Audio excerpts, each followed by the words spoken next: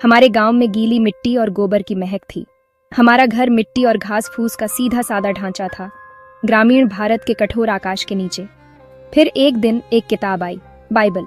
यह हमारी धूल भरी गलियों से बहुत दूर की चीज लगी। पिता कहते थे, हमारी जड़ें हमारी ताकत है। वह किताब मेरी निराशा का केंद्र बन गई, हर उस चीज का प्रतीक जिससे मैं डरता था। वह सिर्फ कागज नहीं थी, यह एक विचार था जिसे मैं नष्ट करना चाहता था। मेरे हाथ कांप रहे थे, डर से नहीं बल्कि एक कच्चे बेकाबू गुस्से से। मैंने बाइबल उठाई, उसका कवर मेरे पसीने से तर हथेली में फिसला। यह किताब, एक विदेशी विश्वास का संदेशवाहक, मेरे अंदर एक गहरे संघर्ष का स्रोत बन गई थी। मैं एक छात्र था जिसे सवाल करना, तर्क खोजना सिखाया गया था। यह किताब मेरे तर्क के खिलाफ थी। एक कराह के साथ मैंने पहला पन्ना फाड़ दिया, फिर एक और एक और। हर फटा हुआ पन्ना एक छोटी जीत थी, उस सांस्कृतिक आक्रमण के खिलाफ एक चीख जो मुझे घुटन महसूस करा रहा था। टुकड़े मेरे चारों ओर सूखे पत्तों की तरह गिर गए, धूल में बिखर गए। लेकिन जैसे ही उन्माद कम हुआ, एक अजीब सा खालीपन छा गया। विनाश के कार्य से शांति नहीं मिली थी, इसने केवल एक शून्य पैदा किया था। मैंने उस गंदगी को देखा जो मैंने की थी। लाखों लोगों का पवित्र ग्रंथ कचरे में बदल गया था। उस रात नींद मुझसे दूर रही। फटे हुए पन्नों की छवि मेरे दिमाग में छप गई थी। मैंने दृढ़ विश्वास से काम किया था, लेकिन वह कार्य ही बर्बर, अज्ञानी महसूस हुआ। बाइबल को नष्ट करके मैंने जिस आध्यात्मिक उथल पुथल को शांत करने की कोशिश की थी, वह और तेज हो गई थी। हफ्ते महीनों में बदल गए। मैंने उस दिन की याद को किताबों और अकादमिक सिद्धांतों के नीचे दबा दिया। विडंबना यह थी कि मेरी पश्चिमी शैली की शिक्षा ने मुझे उसी दुनिया से परिचित कराया जिसे मैंने अस्वीकार कर दिया था। मेरे गुस्से की निश्चितता फीकी पड़ गई, उसकी जगह बढ़ती बेचैनी ने ले ली। एक दोपहर समीर नाम के एक सहपाठी ने मेरी बेचैनी देखी और मुझे एक और बाइबल दी। उसने कहा, शायद इसे धमकी के तौर पर नहीं बल्कि एक कहानी के तौर पर पढ़ो। उसकी दया ने मुझे निहत्था कर दिया। मैंने किताब ली। इस बार उसका वजन ज्यादा था। इस बार मैंने इसे अनिच्छुक जिज्ञासा के साथ खोला। मेरी अपनी परंपराएं जवाब देती थीं, लेकिन मेरी शिक्षा प्रमाण मांगती थी। मैंने पढ़ना शुरू किया, अपने विश्वास के रक्षक के रूप में नहीं बल्कि जवाबों की तलाश करने वाले के रूप में। सुसमाचार प्यार, क्षमा और करुणा की बात करते थे, जीत की नहीं बल्कि सेवा की। उड़ाऊ पुत्र की कहानी ने मुझे प्रभावित किया। मैंने खुद को उसमें देखा, खोया हुआ और खोजता हुआ। जीवन और मृत्यु के बारे में सवाल बने रहे, लेकिन अब उनके साथ एक गहरी व्यक्तिगत पूछताछ भी जुड़ गई थी। वह किताब अब सिर्फ एक वस्तु नहीं थी, वह एक बातचीत बन रही थी। मेरे अंदर का संघर्ष तूफान बन गया। दिन में मैं तर्क का छात्र था, रात में बाइबल का एक गुप्त पाठक। मेरी अंतरात्मा एक युद्ध का मैदान थी। एक आवाज धोखे की चीख रही थी, दूसरी कृपा की फुसफुसा रही थी। मसीह की शिक्षाओं की ओर खिंचाव अनडिनायबल था, एक शांति जो मेरे गुस्से ने मुझे कभी नहीं दी थी। मैंने ऐसे दूसरों की कहानियां खोजी जिन्होंने यह रास्ता चुना था। तभी मैंने साधु सुंदर सिंह और भक्त सिंह को खोजा, भारतीय जिन्होंने वही दुविधाएं झेली थीं। साधु सुंदर सिंह, जिन्होंने कभी बाइबल जलाई थी, बाद में एक ईसाई तपस्वी बन गए। उनका विश्वास एक अनोखे भारतीय तरीके से व्यक्त हुआ। भक्त सिंह, एक शिक्षित व्यक्ति, ईसाई धर्म से जूझते रहे और फिर उसे स्वीकार कर लिया। स्वदेशी चर्च आंदोलनों की स्थापना की। उनके जीवन ने मुझे दिखाया कि इस नए रास्ते पर चलने का मतलब पश्चिमी बनना नहीं था, इसका मतलब था एक नया दिल खोजना, नई त्वचा नहीं। उनकी कहानियों ने मुझे हिम्मत दी। वे अतीत से गूंज रहे थे, मुझे यह आश्वासन दे रहे थे कि मेरी उथल पुथल डैमनेशन नहीं थी बल्कि पुनर्जन्म की दर्दनाक प्रक्रिया थी। मैं अकेला नहीं था। निर्णय एक रेवलेशन के रूप में नहीं आया बल्कि एक धीमी शांत समर्पण के रूप में आया। महीनों के आंतरिक युद्ध के बाद मैं जानता था कि मुझे चुनना होगा। प्रेम और क्षमा की शिक्षाएं मेरे दिल में जड़ें जमा चुकी थीं। मैंने विश्वासियों के एक छोटे समूह की तलाश की और अपनी यात्रा स्वीकार की। मैंने बपतिस्मा लेने के लिए कहा। वह दिन सादा और गुप्त था। जैसे ही मैं पानी से बाहर निकला, मुझे गहरी शांति महसूस हुई। पहली बार मेरे अंदर की खाली जगह भर गई थी, लेकिन शांति ज्यादा देर नहीं टिकी। मेरे बपतिस्मा की खबर मेरे गांव में आग की तरह फैल गई। मेरे परिवार को गहरी शर्म महसूस हुई।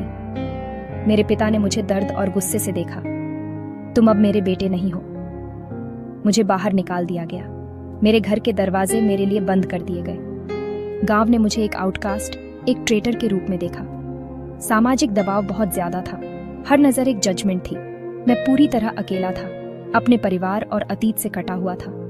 फिर भी तूफान के बीच वह शांति जो मुझे पानी में मिली थी बनी रही, एक छोटी लचीली लौ। बेघर और बहिष्कृत, मुझे विश्वासियों के छोटे समुदाय में शरण मिली। उन्होंने मुझे भोजन, आश्रय और उद्देश्य दिया। अपनी कहानी साझा करने के लिए प्रोत्साहित होकर मैंने बोलना शुरू किया।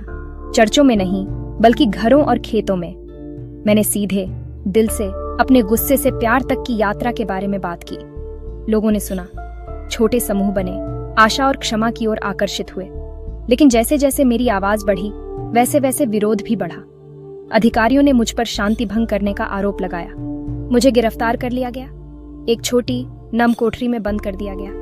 वे चाहते थे कि मैं अपना विश्वास छोड़ दूं, लेकिन उस अंधेरी कोठरी में बपतिस्मा के समय मुझे जो शांति महसूस हुई थी वह लौट आई। मुझे कई बार गिरफ्तार किया गया, धमकियों और उपहास का सामना करना पड़ा। हर बार छोड़ने का दबाव बढ़ता गया, लेकिन मेरा संकल्प और मजबूत होता गया। उत्पीड़न ने मेरे विश्वास को गहरा किया। मुझे कुछ भी खोने के लिए न होने में आजादी मिली। मैं पहले ही अपना परिवार और घर खो चुका था। मेरे पास केवल मेरा विश्वास बचा था। उसमें मुझे एक ऐसी शांति मिली जिसे कोई जेल की कोठरी या गुस्साई भीड़ छीन नहीं सकती थी। संदेह और अकेलेपन के क्षणों में मैंने साधु सुंदर सिंह और भक्त सिंह के बारे में सोचा। उनके जीवन मेरी अपनी यात्रा के लिए एक रोड मैप बन गए। साधु सुंदर सिंह को परिवार द्वारा अस्वीकृति का सामना करना पड़ा, फिर भी उन्होंने अटूट प्रेम के साथ जवाब दिया। विश्वास को सांस्कृतिक रूप से प्रासंगिक तरीके से व्यक्त किया। जब मुझ पर पश्चिमी एजेंट होने का आरोप लगा तो मुझे उनका उदाहरण याद आया। विश्वास मेरी संस्कृति को मिटा नहीं सकता, बल्कि उसे रिडीम कर सकता है। भक्त सिंह, संशयवादी इंजीनियर, ने एक स्वदेशी चर्च बनाने से पहले विश्वास से जूझते रहे। उन्होंने साबित किया कि ईसाई धर्म उतना ही भारतीय हो सकता है जितना कि जिस मिट्टी पर हम खड़े थे। उनकी कहानियों ने मुझे सिखाया कि उत्पीड़न विफलता नहीं, बल्कि दृढ़ विश्वास था। उन्होंने एक विदेशी बीज लिया था और उसे भारतीय मिट्टी में बोया था, जहां वह कुछ नया बन गया था। उनके नक्शे कदम पर चलने से मुझे सहनशीलता मिली। उनके जीवन एक वादा थे कि मेरा अपना दुख एक दिन फल दे सकता है। अगले साल संघर्ष और कृपा का एक बवंडर थे। मेरी मिनिस्ट्री बढ़ी, लेकिन विरोध भी बढ़ा। फिर भी छोटे चमत्कार हुए, जीवन बदल गए, परिवार रेकनसाइल्ड हुए, आशा बहाल हुई। विश्वासियों का समुदाय बढ़ा, बल से नहीं बल्कि बदले हुए जीवन से। हम एक परिवार बन गए, रिडेम्पशन से बंधे। मेरा अपना परिवार दुख का स्रोत बना रहा। मेरे पिता की चुप्पी एक खाई थी। मेरी माँ ने प्यार के गुप्त संदेश भेजे, सम्मान से बंधी हुई। मेरे भाई बहन प्यार और वफादारी के बीच फटे हुए थे। विभाजन एक लगातार दर्द था। मेरे विश्वास की कीमत। एक दिन मेरी छोटी बहन गंभीर रूप से बीमार पड़ गई। मेरी माँ ने मुझे आने की भीख मांगी। मैं चुपके से लौटा, उसके बगल में प्रार्थना की। मेरे आंसू उसके हाथ पर गिर रहे थे। सभी बाधाओं के बावजूद उसकी ताकत लौट आई। इससे परिवार का झगड़ा ठीक नहीं हुआ, लेकिन इसने उनकी निश्चितता में संदेह का बीज बोया। छोटी गुप्त बैठकों से कुछ स्थायी बढ़ने लगा। समुदाय एक मंडली बन गया। बांस और टिन का एक साधारण सैंक्चुअरी बनाया। यह स्वीकृति का स्थान था, एक नए प्रकार के समुदाय का एक कॉर्नरस्टोन। वह आदमी जिसने कभी बाइबल फाड़ी थी, अब एक चर्च बना रहा था। मेरे सरमन मेरी कहानी थे। संदेह विश्वास का दुश्मन नहीं है, यह शुरुआत है। मेरी आलोचक से विश्वासी तक की यात्रा मेरी शिक्षा का आधार बन गई। विरासत संख्याओं में नहीं है, बल्कि विश्वास की प्रकृति में है।